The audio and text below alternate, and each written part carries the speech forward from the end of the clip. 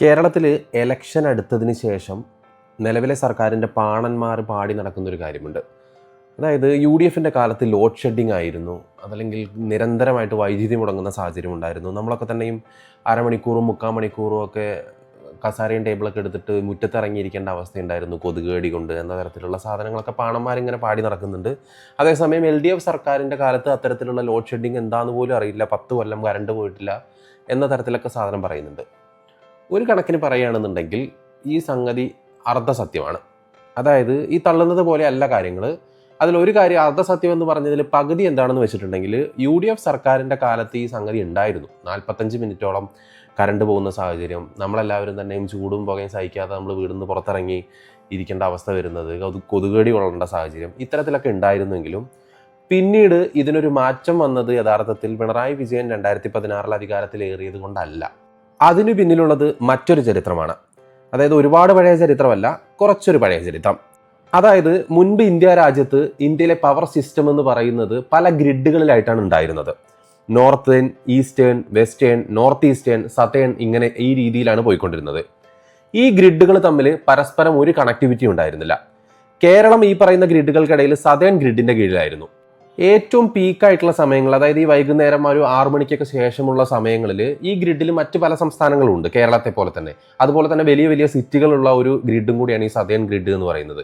So ഈ ഒരു കാരണം കൊണ്ട് തന്നെ ഈ പറയുന്ന ഒരു ഗ്രിഡിൽ വൈദ്യുതി ഷോർട്ടേജ് വരും. അതുകൊണ്ട് തന്നെ ഈ സംസ്ഥാനങ്ങൾക്കെല്ലാം തന്നെയും ഇത് ബുദ്ധിമുട്ടുണ്ടാവുകയും ചെയ്യും. ഇതവർ പരിഹരിച്ചു കൊണ്ടിരുന്നത് എങ്ങനെയാണെന്ന് വെച്ചിട്ടുണ്ടെങ്കിൽ, ഈ പറയുന്ന സതേൺ ഗ്രിഡിന് കീഴിൽ വരുന്ന എല്ലാ സംസ്ഥാനങ്ങളിലും പീക്ക് ലോഡുള്ള സമയങ്ങളിൽ ലോഡ് ഷെഡിങ് ഏർപ്പെടുത്തിയാണ് ഇത് പരിഹരിച്ചുകൊണ്ടിരുന്നത്. ആ ഒരു പ്രശ്നത്തിന് പോംവഴി കണ്ടെത്തുന്നത് കേന്ദ്ര സർക്കാരാണ്. അതായത് അവർ 1 നേഷൻ 1 ഗ്രിഡ് 1 ഫ്രീക്വൻസി എന്ന ഒരു നയം പ്രഖ്യാപിച്ചിട്ട് അത് പ്രാവർത്തികമാക്കാനായിട്ട് പവർ ഗ്രിഡ് കോർപ്പറേഷനെ ഏൽപ്പിക്കുന്ന ഒരു സാഹചര്യം ഉണ്ടായി.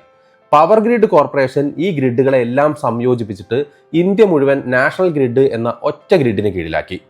ഇന്ത്യ മുഴുവനുള്ള എല്ലാ വൈദ്യുത ഉൽപാദന നിലയങ്ങളും ഈ ഗ്രിഡിലേക്ക് കണക്ട് ആയതിനാൽ പീക്ക് സമയങ്ങളിൽ ഗ്രിഡിൽ ഉണ്ടായിരുന്ന വൈദ്യുതി ഷോർട്ടേജ് എന്ന പ്രശ്നം അതോടുകൂടെ ഒഴിവാകുകയാണ് ഉണ്ടായത്. ഈ ഒരു ഷോർട്ടേജ് അവസാനിക്കുന്നതോടുകൂടെ തന്നെ ലോഡ് ഷെഡിങ് എന്ന് പറയുന്ന ഒരു പ്രതിഭാസം അവസാനിക്കുകയും ചെയ്തു. അത് കേരളത്തിന്റെ മാത്രം കാര്യമല്ല, മറ്റ് സംസ്ഥാനങ്ങളിലും മറ്റ് ഈ പറയുന്ന സതേൺ ഗ്രിഡിന് കീഴിൽ വരുന്ന സംസ്ഥാനങ്ങളുടെ എല്ലാം കാര്യം അങ്ങനെ തന്നെയാണ്. ഇനി സ്വല്പം കണക്ക് നോക്കാം.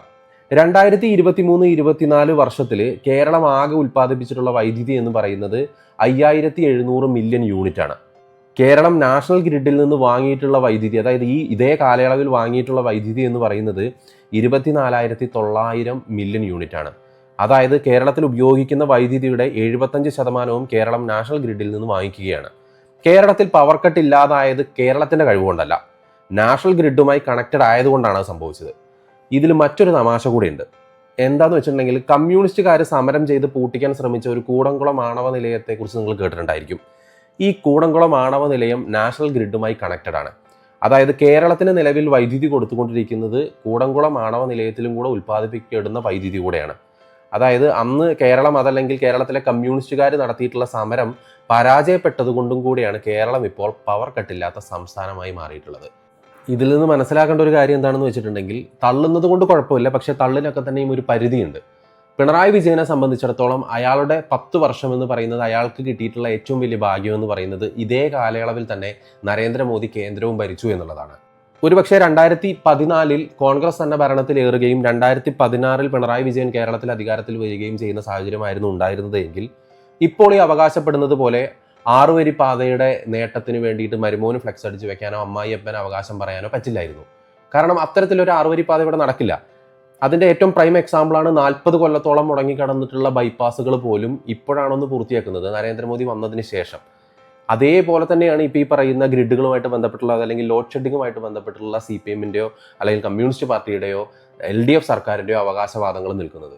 നരേന്ദ്രമോദി സർക്കാർ വിഷണറി ആയിട്ട് പ്രവർത്തിച്ചതിൻ്റെ പുറത്ത്, ഈ പറയുന്ന ഗ്രിഡുകളെല്ലാം സംയോജിപ്പിച്ച് ഒരൊറ്റ ഗ്രിഡാക്കിയതിൻ്റെ പുറത്ത് എല്ലാ സംസ്ഥാനങ്ങൾക്കും അവർക്ക് ആവശ്യമായിട്ടുള്ള വൈദ്യുതി ഈ ഗ്രിഡുകളിലൂടെ വിതരണം ചെയ്യുന്നതിലൂടെയാണ് ലോഡ് ഷെഡിംഗ് എന്ന് പറയുന്ന പ്രതിഭാസം മെല്ലെ മെല്ലെ ഇല്ലാതായിട്ടുള്ളത്. അല്ലാതെ LDF സർക്കാർ അവകാശപ്പെടുന്നത് പോലെ ഇവിടെ പുതിയ ഡാമുകൾ കെട്ടുകയോ അല്ലെങ്കിൽ ഇവിടെ നമുക്കൊരു വൈദ്യുതി നിലയം സ്ഥാപിക്കുകയോ ചെയ്തിട്ടില്ല. കഴിഞ്ഞ 10 വർഷത്തിനിടയ്ക്ക് അങ്ങനെ എന്തെങ്കിലും സംഭവിച്ചതായിട്ട് അറിയില്ല. പറഞ്ഞു വന്നതിൻ്റെ ചുരുക്കം ഇത്രയാണ്: തള്ളുന്നതിൽ കുഴപ്പമില്ല, പക്ഷെ ഒരു മയത്തിലൊക്കെ തള്ളണം. അതല്ല എന്നുണ്ടെങ്കിൽ ജനങ്ങൾക്ക് മുൻപിൽ സത്യം വിളിച്ചു പറയേണ്ട ബാധ്യത ബാക്കിയുള്ളവർക്ക് വരുമെന്നുള്ളതാണ്. 75,000 കോടിക്ക് മുകളിൽ ചെലവ് വരുന്ന 6 വരിപ്പാത വെറും 5,000 കോടി മുടക്കിക്കൊണ്ട് സ്വന്തം പേരിലാക്കി ഫ്ലക്സ് വെക്കാൻ ഒരു നാണവും മാനവും ഇല്ലാത്ത ഒരു പൊതുമരാമത്ത് വകുപ്പ് മന്ത്രിയാണ് കേരളത്തിനുള്ളത് എന്നിരിക്കെ ഇത്തരത്തിലുള്ള ഒരു ഏകീകൃത ഗ്രിഡ് സമ്പ്രദായം കൊണ്ടുവന്ന കേന്ദ്ര സർക്കാരിന് ലോഡ് ഷെഡിങ് മാറിയതിൻ്റെ പേരിൽ ഒരു ക്രെഡിറ്റ് ഈ പറയുന്ന സർക്കാർ കൊടുക്കുമെന്നുള്ള കാര്യമൊന്നും തോന്നുന്നില്ല.